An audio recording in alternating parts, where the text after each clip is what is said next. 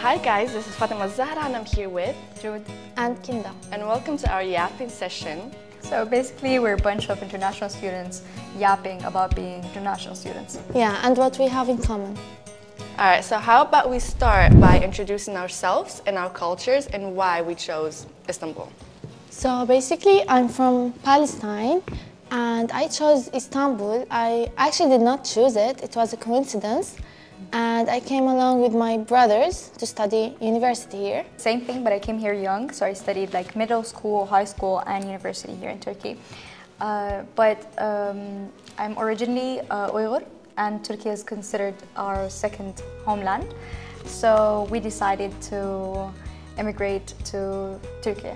And what about you, Fatima? Well, I'm Moroccan, and honestly, I did not choose Istanbul as my first option. So it's a coincidence. What did you choose first? Germany, but because of the COVID, it canceled my plans. But I don't regret my decision. I'm glad I'm here. I have a lot of in common with the Turkish people. Yeah, that's what I like about Turkey. We have it has a mixture of Muslim and there's like a lot of international students here in Turkey, like international people from all around the world. If you can speak Turkish, then you can gain Turkish friends. So like language is a barrier. So you didn't like find it hard to make friends as someone who spoke Turkish? I learned Turkish in 6 months. Oh wow! I started speaking because like I was in private school, but there were like students who can speak Turkish and English, but like A2 level English, you know. So they helped me learning Turkish, and I helped them learning English too. So it was nice. It was fun. So I started talking, especially as a kid, like a 12-year-old. It was very easy to catch the language and to gain friends too. The thing is, the language isn't the only issue here. The cultural differences as well. So that's what I think. So do you find yourself lost while talking to a Turkish person? Like you don't have something in common to talk about? Yeah, or maybe it's just the way we think about things might be different. And I'm also always afraid if I might be offensive or misunderstood. Because like of the history we have together with the country as Muslims, with the Ottoman empires and the Ottoman Empire and the other empires that were here, we expect to have more in common. I'll tell you guys a moment I lived while I was young. I don't know if it's like a cultural shock or just a funny moment. So basically, I was a new student here in Turkey, and I was like 7th grade. So as soon as I entered from the school gate, then a music starts, and everyone suddenly just stops, and the music. And like I don't know where is the music coming from, but like suddenly everyone stops. The student stops. It's like stay still, you know, standing. And then they started singing something. And I asked my father, like, what's that? And he's like, oh, it's probably like they lost a teacher here and they're standing out of respect for him. And then later on, I discovered that it's the national anthem. And before the national anthem, they have something called the saygı duruşu, where they stand still the moment you hear this music, wherever you were. It's like out of respect. I had a similar experience. Like there was a siren. There was a siren. It was the Atatürk memorial thing. There was a siren, and I got so scared. I thought like they're gonna start bombing the place. This is called the saygı duruşu. I learned that later. Like it's the day that they remember their leader, Atatürk, I guess.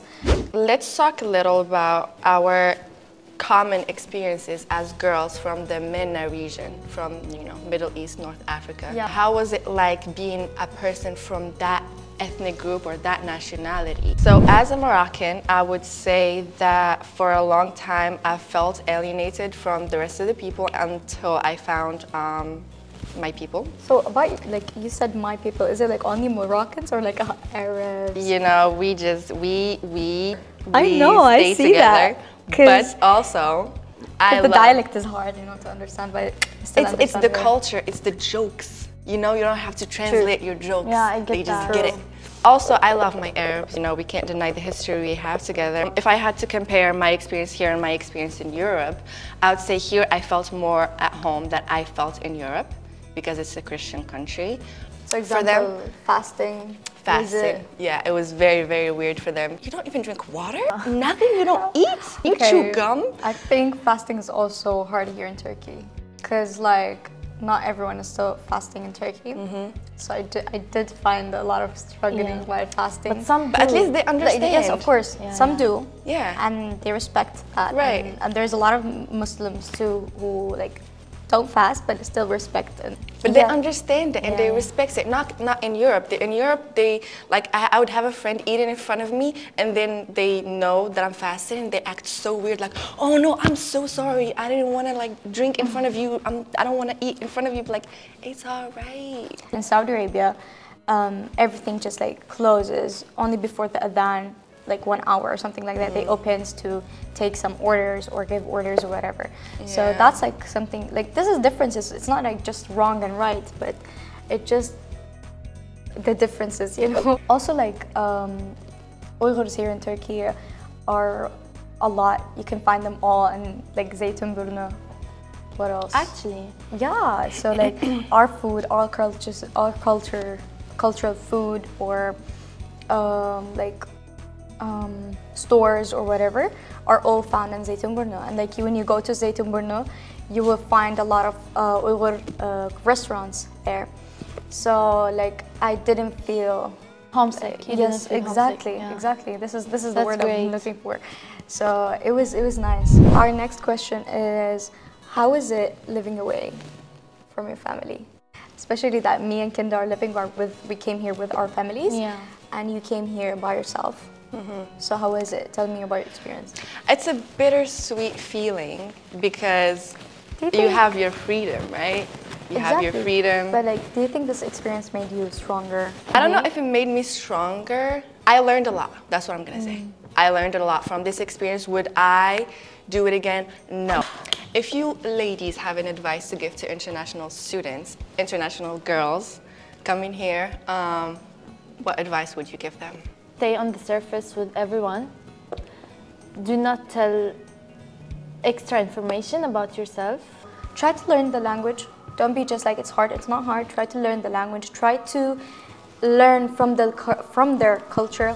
Don't wait for them to come to you and ask about you and about your life and, you know, treating you a certain way. It would be a new experience for you as well. True. Yeah. Maybe food. Try the Turkish cuisine. Yeah. Don't just like stick away, because you will be away forever. I'll add on to what she said from another perspective. You do that, that's good, but also make sure you bring a piece of home here, so you don't feel homesick. You can guys see that. Right, so whatever you need to make your food from home, find your people, it really helps. Like, you can relate to those people. You have to be more involved in like the culture of the country you went to, but also make sure you have a piece of home with you, so you don't feel so, you know, far away. Even like if I sit down with Turkish people, we talk in English or whatever, but then they start making their jokes. Yes, inside jokes. How they and they relate to their background, and I can't do that. I'm just sitting there. We have different backgrounds. Like yes, we talk. Like we can all talk Arabic, but for example, I don't dialects. understand her dialect that much. Yes, because she's hard. Make sure you're ready. Enjoy your experience. Be with the people. Learn the culture. Eat the food. And make sure you surround yourself with people who would make you feel like home. So this was it for our yapping session. I hope you enjoyed it. I hope you guys related to the topics we discussed. For our Turkish classmates, I hope you understood a little bit about us and how it is to be yabancı in your school. So and I hope you guys love yabancıs, okay? All right. I hope you guys love them. We love you guys. Because we love you too. Yeah.